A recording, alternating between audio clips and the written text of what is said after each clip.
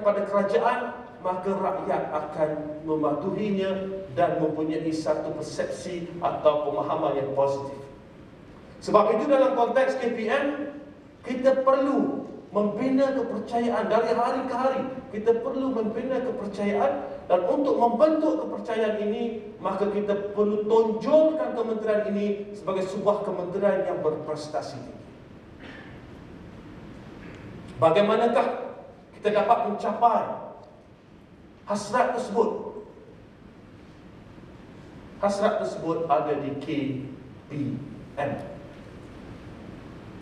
Quality, productivity, dan modernisasi.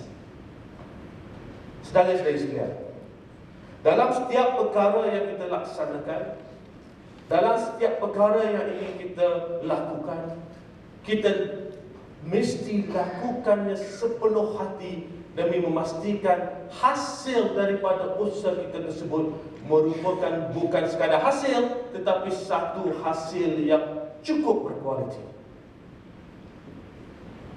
Kita boleh menggunakan masa yang ada untuk mengeluarkan hasil tertentu, tetapi sekiranya hasil itu tidak berkualiti, maka masa dan sumber-sumber yang digunakan itu akan membazir sebegitu saja.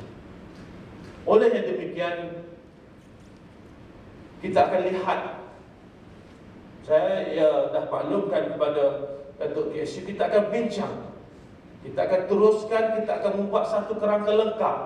Bagaimanakah kita ingin pastikan bahawa setiap warga kementerian akan dapat memberi penekanan kepada kualiti dalam melaksanakan tanggungjawab mereka.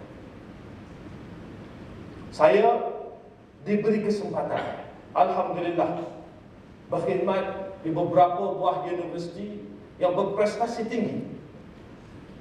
Saya pernah berkhidmat di sekolah perakaunan, antara sekolah perakaunan ke-10 terbaik di dunia. Dan saya dapat melihat bagaimanakah mereka menanamkan sifat, menanamkan keinginan, menanamkan kecenderungan di kalangan warganya untuk melihat kepada kualiti. Dan yang kedua adalah productivity. Masa yang kita gunakan untuk melakukan sesuatu itu tidak bermakna sekiranya hasilnya tiada. Sumber yang kita gunakan untuk membuat sesuatu tindakan itu tidak mempunyai makna sekiranya hasilnya terlalu minimum. Dan kita perlu ingat bahawa kita berada di sini, seperti mana saya sebutkan tadi, adalah demi negara. Kita memikul amanah yang cukup besar. Setiap saat masa kita itu adalah amanah.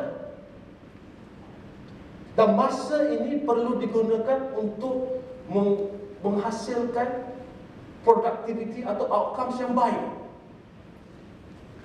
Sebab itu adalah amat penting untuk kita semua memberi fokus, memberi penekanan bahawa kita ingin memastikan dalam setiap apa yang kita laksanakan itu productivity akan diberi keutamaan. Saudara-saudari yang dihormati sekalian, dalam konteks ekonomi, persaingan dunia pada hari ini adalah cukup hebat. Setiap negara mencari kaedah yang terbaik untuk meningkatkan ekonomi mereka. Dan antara perkara ruang yang membolehkan persaingan dapat ditingkatkan adalah melalui peningkatan produktiviti. Maka amat penting untuk warga kementerian memberi penekanan kepada hasil ataupun outcomes dalam melaksanakan sesuatu. Saya masih ingat, saya pernah diajar sebagai seorang akademik, sebagai seorang pendidik. Apabila keadaan di mana kadang-kadang mengajar sebagai seorang pensyarah banyak kerja lain yang perlu dilaksanakan, kita perlu juga pada masa yang sama menyiapkan kertas-kertas kerja. Dan seorang mentor datang pada Saya kata saya rasa saya punya production penulisan ini semakin perlahan. Maka dia kata, nak kena tengok your productivity. Dan apa yang you perlu lakukan adalah dalam konteks penulisan, sebagai contoh ini sebagai satu perkongsian, adalah untuk menulis setiap hari dan menyiapkan satu worksheet, tengok berapa patah perkataan yang ditulis pada hari tersebut, untuk mengembalikan balik kepada level yang asal, pada tahap produktiviti yang tinggi sebelum ini. Dia kata tulis, hari ini tulis berapa ratus perkataan, berapa ribu perkataan. Maka saya buatlah hari-hari untuk satu tempoh yang panjang, sehinggalah ianya menjadi kebiasaan dan saya dapat letak ke tepi rekod berkaitan dengan jumlah perkataan yang ditulis setiap hari tersebut.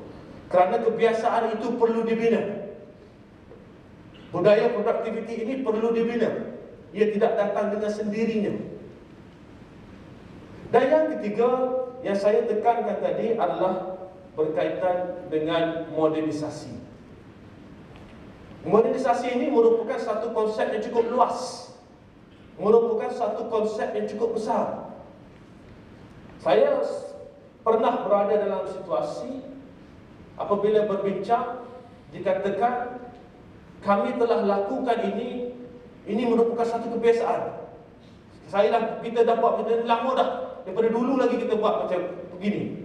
Ya, sesuatu yang tidak betul itu, sesuatu yang tidak baik itu, walaupun dah buat 20 tahun, kalau dia tak betul, dia tetap tak betul. Buatlah 50 tahun pun, sesuatu yang tidak betul itu akan tetap tidak betul. Sesuatu hujah yang salah itu diulang-ulang akan tetap merupakan satu hujah yang salah. Consistently wrong. Memang konsisten. Dia kata kita konsisten daripada dulu. Memang konsisten, but it is consistently wrong. Sebab itu dalam konteks modernisasi ini, kita perlu lihat apakah kaedah pendekatan yang kita boleh gunakan untuk memastikan pendekatan yang kita gunakan itu merupakan pendekatan yang berbeza daripada pendekatan sebelum ini, namun pendekatan itu merupakan satu pendekatan yang jauh lebih baik. Perlu ada usaha. Dunia ini dinamik. Dunia ini berubah-ubah. Dunia ini tidak kekal begitu. Dalam zaman teknologi kita tahu, kita bercakap tentang teknologi. Teknologi itu dari hari ke hari berubah. Maka tindakan kita itu perlu dimodernkan berdasarkan perubahan yang ada di persekitaran kita. Sebab itu, dalam konteks modernisasi ini, saya ingin menyahut warga kementerian untuk bersama-sama kita lihat bagaimanakah kita dapat membentuk satu keadaan di mana perkara yang kita lakukan itu kita akan mencari jalan untuk menambah baik, memodernkannya supaya kesannya adalah atau impactnya adalah amat positif untuk semua. Saudara-saudari yang saya hormati sekalian, sekiranya kita dapat fokus kepada K, quality, P, productivity, dan M, modernisasi ini, saya yakin kementerian ini akan muncul sebagai sebuah kementerian yang dihormati, sebagai sebuah kementerian yang disegani, dan sebagai sebuah kementerian yang akan terus mendapat kepercayaan rakyat. Ini merupakan satu tunjang, ini merupakan satu asas yang penting dalam membentuk budaya baru dalam kementerian. Saudara-saudari sekalian, saya sedar dalam pelaksanaan apa-apa konsep itu, ianya akan mengambil masa. Pendekatan-pendekatan yang baru, latihan-latihan yang perlu diberikan. Dan saya yakin kita akan dapat bersama-sama untuk bekerja bagi memastikan kementerian ini akan dapat menjadi sebuah kementerian yang terus berada dekat di hati rakyat. Tuan-tuan, puan-puan yang saya hormati sekalian, 31 Ogos ini merupakan sambutan kemerdekaan yang ke-63, ya, 63. 63 tahun bukan satu tempoh yang pendek. 63 tahun telah berlalu. Setiap generasi ada sumbangannya dalam tempoh 63 tahun ini. Kemerdekaan tahun ini disambut dalam keadaan yang berbeza. Seperti mana saya sebut sebelum ini, tidak pernah berlaku sebelum ini krisis yang ada seperti mana yang ada pada hari ini, krisis COVID-19. Namun semangat kemerdekaan itu adalah cukup penting untuk kita hayati.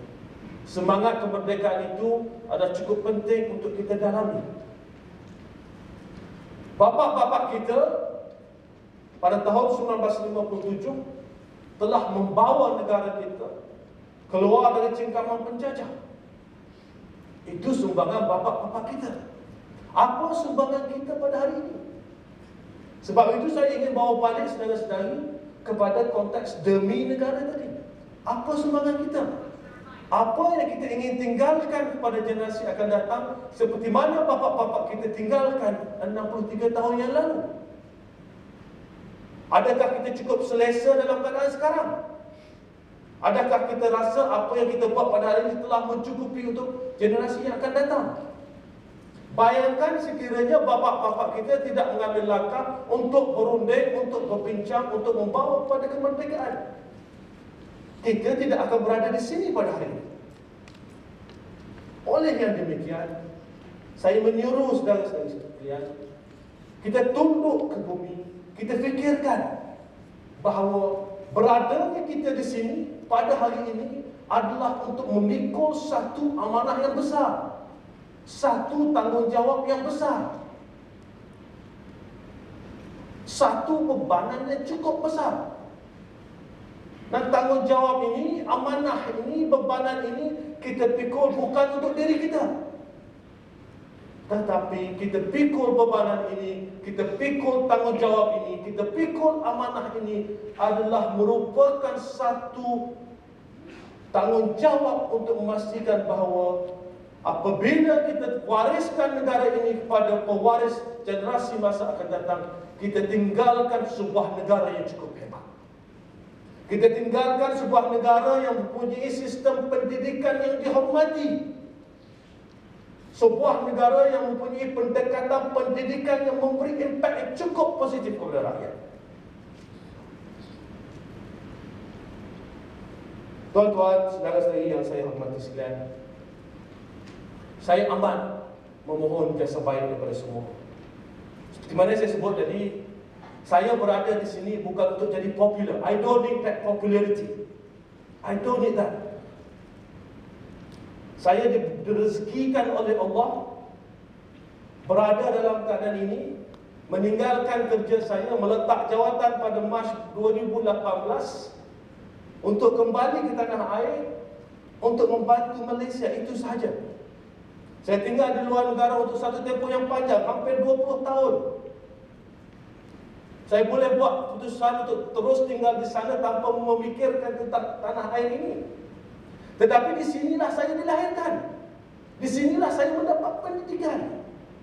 Saya perlu kembali untuk membantu tanah air saya pada waktu itu dalam keadaan negara yang agak berkecamuk. Dan saya tidak pernah menjangka bahawa suatu hari akan dilantik sebagai timbalan menteri sebelum timbalan menteri ekonomi. Kemudian dia dilantik sebagai menteri kanan pendidikan dalam tempoh yang cukup singkat, 2 tahun. Sebab itu apabila ada yang bertanya kepada saya apa perasaannya, saya kata saya berasa cukup merendah diri bahawa Allah telah mengangkat saya pada kedudukan pada hari ini. Dan saya sedar bahawa tanggungjawab saya adalah untuk memastikan kementerian dapat membawa dasar-dasar, dapat membawa polisi-polisi yang memberi kesan dan impak yang cukup baik kepada rakyat. Itu sahaja. Oleh itu saya menyeru kepada semua warga kementerian, sama-samalah kita menyelami bahawa setiap dari kita mempunyai amanah yang perlu dipikul, setiap dari kita mempunyai tanggungjawab yang perlu dibawa, dan setiap dari kita mempunyai amanah untuk bukan saja untuk diri kita, tetapi untuk memastikan bahawa negara ini diwariskan kepada generasi yang akan datang dalam keadaan yang jauh lebih baik daripada apa yang ada pada hari ini. Sekian, Assalamualaikum warahmatullahi wabarakatuh.